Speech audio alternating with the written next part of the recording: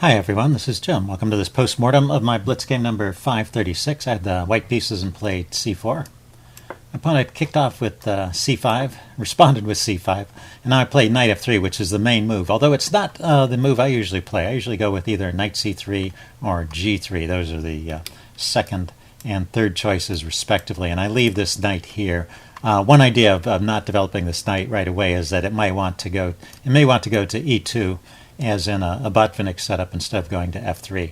So that's the idea here. But knight f3 commits it immediately. But you can see it's not a bad way to play. It keeps that, well, it's the main line here of the English. And now knight c3, going into the four knights variation, is one of the most mainline positions of the English. So I went with g3. I like this early fianchetto. My opponent plays knight c6. b6 is an interesting way to respond. I'm trying to set up a counter fianchetto, but knight c6. It's a fine move as well. Now I go knight c3. And so we have a typical English position here. What's interesting is that you can see that the experience with the white players is pretty good in the English. You get that slight opening edge. But the chess engine is always a bit skeptical of the English opening. It usually rates it somewhere around equal, not giving it the same kind of opening advantage that other openings have. It may be because the English is a little bit slower starting, so any advantage white has doesn't show up right away, but it's kind of a long-term thing. But it still seems white gets some kind of edge out of the opening. So d5 immediately busting up the center is playable here, but he went with e6 and build up to d5. I go bishop g2. And now d5 really is the logical follow-on. Push that pawn to the center and try to build a big center and hold it, and that would lead to some interesting play. My opponent plays a somewhat slow move, a6. And now I could castle here or kick in the center with d4. It looks like that's the one of the engine recommendations here. Castling makes sense. And but I played the move a4. I wanted to put a stop to Black's plan of playing b5. It looks like there was really no need for that. I think that was a bit of a wasted move, and the evaluation drops. And it's always important to remember this move a4 creates some weaknesses. It means that Black can drop a piece in here. This pawn is a potential target, although you can't see it right away. But in some variation, for example, let's see, I looked at this earlier. There's a variation where Black plays d5 right away, and we get some exchanges. And then I push on with d5, trying to get stake in the center. And these are all reasonable moves. And then he plays bishop to c5, kicking my knight. And now if I exchange out here, you can get this kind of position where rook to b8 is coming, and it's putting pressure on this backwards b pawn. So that's how this a4 move can kind of weaken things a bit on the queen side. That's just one example, and that wasn't a forced line, but it does lead to slight edge for Black. So the engine sort of rightly looks at this move a4 with some skepticism. It's not like it's lost, though. It's just maybe not so accurate. I probably should have just castled there.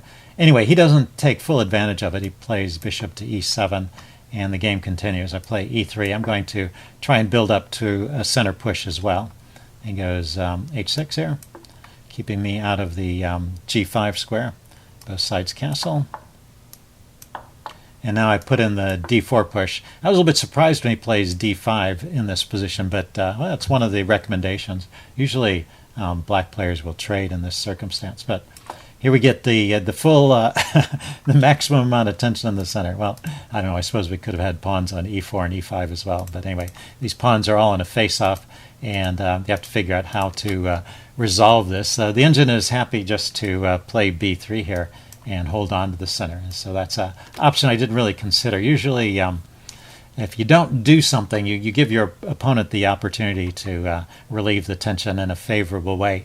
And sometimes it's possible to...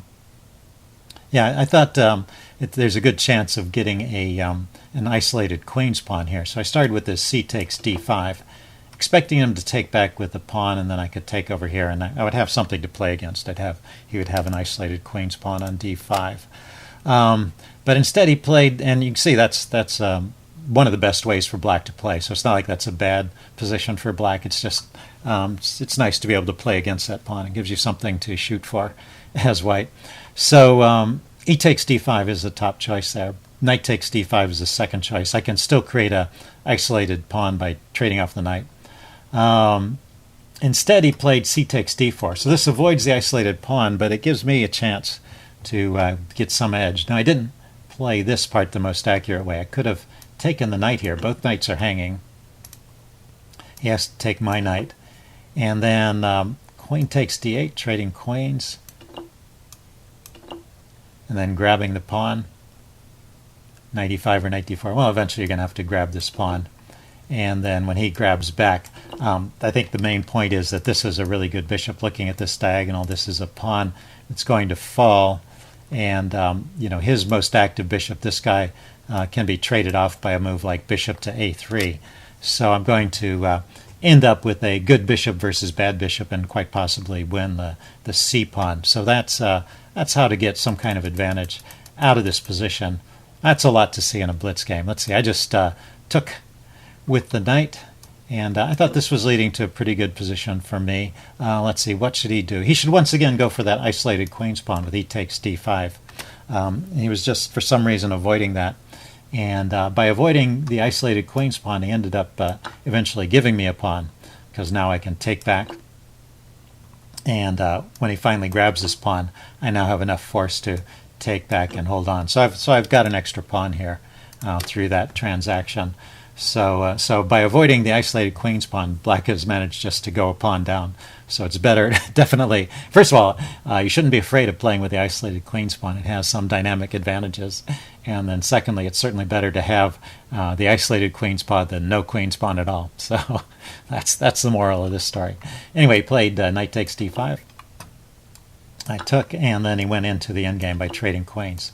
So this is an endgame where I'm just better. I have an extra pawn, and maybe there's a little bit of a weakness over here on the queen side, but the pawn structure is symmetrical, meaning it's not easy for him to, for example, get a rook to look at that pawn. So pretty good position. He should probably play something like bishop f6 to take a look at the pawn.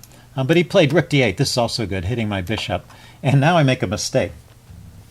So we've gone through this part of the game, and I've managed to come out of the opening with a bit of an edge, and I give it all away in the next move. And this is a point I referred to in the description of the live video. So I'm not going to put it on the board. I'm just going to say the move I played was bishop to c4. And so if you want to do a tactics quiz, after white plays bishop to c4, black has a good move. And why don't you see if you can spot that move? Okay, pause the video if you want some time to think about it. I'm going to give the answer away now. After bishop to c4, which I played, he has a very nice move, bishop to h3. He didn't play this, but so first of all, when I got my bishop out of the way of the rook is now controlling this square.